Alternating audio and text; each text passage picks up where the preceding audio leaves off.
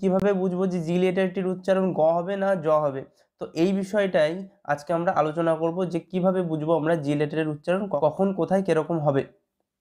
তো তার জন্য তোমাদের আজকে যে রুলসগুলো বলবো এগুলো খুবই সুন্দরভাবে ফলো করা লাগবে। এই রুলসগুলো যদি তোমরা ফলো করো তো 99% তোমরা জি এর উচ্চারণ নিয়ে পুরোপুরি নিশ্চিন্ত থাকতে পারবে।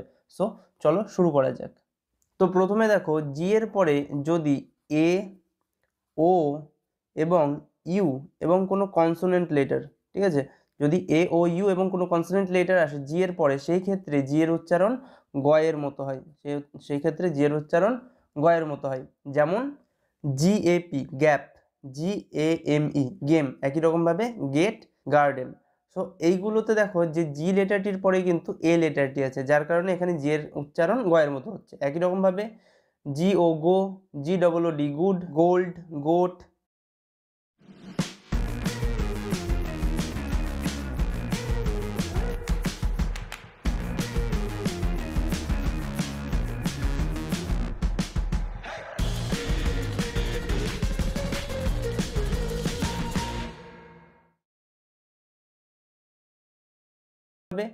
জি O go, G double O D good, gold, goat, ঠিক আছে। সো এখানে দেখতে পাচ্ছ তোমরা যে জি লেটারটির পরে ও লেটারটি আছে, যার কারণে এখানে জি এর উচ্চারণ কিন্তু গ এর মতো হচ্ছে। একই রকম ভাবে জি ইউ এন গান, জি ইউ এম গাম, গিটার, গেস।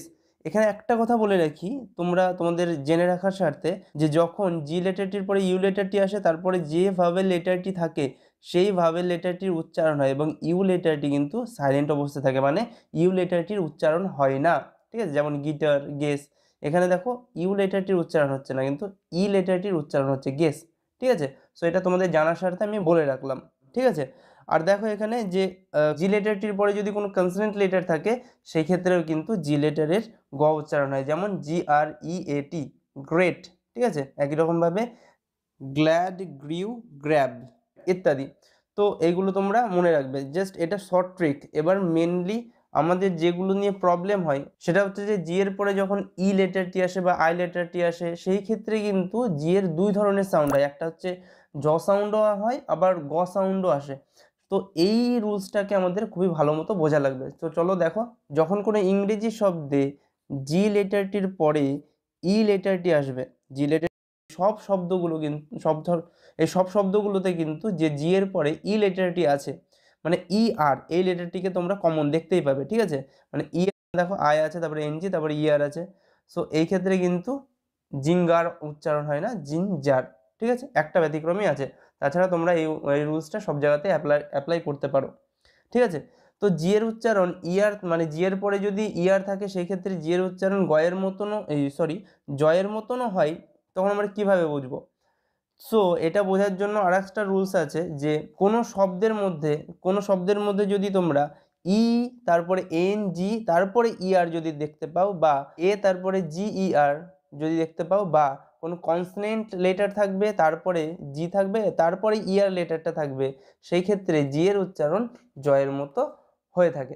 ঠিক আছে, যেমন তোমরা দেখো জাম, ঠিক আছে, মানে জাম যেটাকে বলা হয়, টাকে তোমাকে একটু ভালো মতো ফলো করা লাগবে। এই জায়গাটাই কিন্তু সব থেকে বেশি প্রবলেমের মুখে ফেলে জি এর উচ্চারণের ক্ষেত্রে। ঠিক আছে, সো আশা করি এই জায়গাটা বুঝতে পারলে। এবার নেক্সট দেখি, দেখো আর এক জায়গায় জি এর পরে ই থাকাকালীনও জি এর উচ্চারণ গ এর মতো হয়, যেমন গেট, টার্গেট, টুগেদার, ফরগেট। ঠিক আছে, এই শব্দগুলোতে দেখো জি এর পরে কিন্তু ই লেটারটি আছে, জি এর পরে ই লেটারটি আছে। সো আমরা কিভাবে বুঝবো যে জি এর পরে, এই ক্ষেত্রে জি এর পরে ই লেটারটি আছে তবুও গ এর মতো উচ্চারণ হচ্ছে? তো তোমাদের বলে রাখি যে যদি জি এর, মানে জি লেটারটির পরে যদি ই টি থাকে, জি এর পরে যদি ইটি থাকে সেই ক্ষেত্রে জি এর উচ্চারণ গ এর মতো হয়। ঠিক আছে, এই রুলসগুলো তোমরা কোথাও পাবে না। আর তোমরা বলো যে কোন বই থেকে আমি পড়াই, আমি এইগুলো নিজে রিসার্চ করে তৈরি করি। ঠিক আছে, আশা করি বুঝতে পারছো, কোনো বইয়ে তোমরা এগুলো পাবে না। তো মনে রাখবে যে জি এর পরে যদি ইটি যদি থাকে সেই ক্ষেত্রে জি এর উচ্চারণ গ এর মতো হয়। কিন্তু এই রুলসটারও একটা ব্যতিক্রমী শব্দ আমি খুঁজে পেয়েছি, সেটা হচ্ছে এনার্জেটিক। তো এই শব্দটার ক্ষেত্রে দেখো জি এর পরে ইটি আছে তবুও কিন্তু এই ক্ষেত্রে জি এর উচ্চারণ জয়ের মতো হচ্ছে, এক্ষেত্রে জি এর উচ্চারণ গ এর মতো হচ্ছে না। এখানে উচ্চারণটা কেমন ভাবে করছি? এনার্জেটিক। ওকে, আশা করি বুঝতে পেরেছো। তো দেখো জি এর উচ্চারণ আই, যদি জি এর পরে আই লেটারটি থাকে সেই ক্ষেত্রে জি এর উচ্চারণ কিন্তু জয়ের মতো হয়, যেমন জায়েন্ট, জিস্ট, ডিজিট, জিরাফ। তো এইসব ক্ষেত্রে কিন্তু দেখো যে জি এর পরে আই লেটারটি আছে, যার কারণে আমরা জি এর উচ্চারণ জয়ের মতো করছি। কিন্তু জি এর উচ্চারণের ক্ষেত্রে জি এর পরে আই থাকাকালীনও কিছু কিছু ক্ষেত্রে মানে এই যে শব্দ কটা লিখেছি শুধুমাত্র এই শব্দ কটাতেই জি এর উচ্চারণ গয়ের মতো করে থাকি, শুধুমাত্র এই কটা শব্দই আছে, ঠিক আছে। যেমন girl, give, gift, guild, Gill, girth, begin, giggle. তো এই শব্দ কটাতেই শুধুমাত্র তোমরা জি এর পরে আই থাকাকালীনও গ উচ্চারণ পেয়ে থাকবে। আর বাদবাকি সব ক্ষেত্রে জি এর পরে যদি আই লেটারটি থাকে সেই ক্ষেত্রে জি এর উচ্চারণ জয়ের মতনই হয়। ওকে, তো দেখো জি এর পরে যদি ওয়াই লেটারটি থাকে, কোনো শব্দে জি এর পরে যদি ওয়াই লেটারটি থাকে সেই ক্ষেত্রে জি এর উচ্চারণ জয়ের মতো হয়, যেমন জিম, জাইভ, জাইব, জাইরেট, ঠিক আছে। তো জি এর পরে যদি ওয়াই লেটারটি থাকে সেই ক্ষেত্রে জি এর উচ্চারণ জয়ের মতো হয়। এবং কোনো শব্দের মধ্যে যদি, এই রুলসটা ভালো মতো ফলো করো, যে কোনো শব্দের মধ্যে যদি জি ডবল থাকে মানে ডবল লেটার থাকে জিটা, সেই ক্ষেত্রে সবসময় জি এর উচ্চারণ গয়ের মতো হবে। সেই ক্ষেত্রে জি এর পরে আই থাকুক ই থাকুক, ঠিক আছে, সেই ক্ষেত্রে কোনো ক্ষেত্রেই কিন্তু জি এর উচ্চারণ জ হবে না, গয়ের মতনই সাউন্ডটা হবে। যেমন বিগার, টিগার, জ্যাগড, র্যাগড, স্যাগি।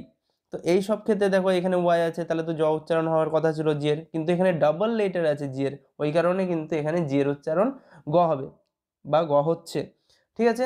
আশা করি বুঝতে পেরেছো তোমরা এই বিষয়গুলো। এবং এই যে রুলসগুলো বললাম এগুলোর মধ্যে মাত্র কয়েকটি শব্দ একটু ব্যতিক্রমী শব্দ, এগুলোর আগামাথা কিচ্ছু নেই, ঠিক আছে। তোমরা এই তিনটে শব্দকে একটু মনে রেখো। শব্দগুলো আমি পড়ছি, জি ই এ আর, গিয়ার, ঠিক আছে। এক্ষেত্রে জি এর পরে ই আছে, ঠিক আছে, তবুও কিন্তু এর উচ্চারণটা গয়ের মতো হচ্ছে, গিয়ার।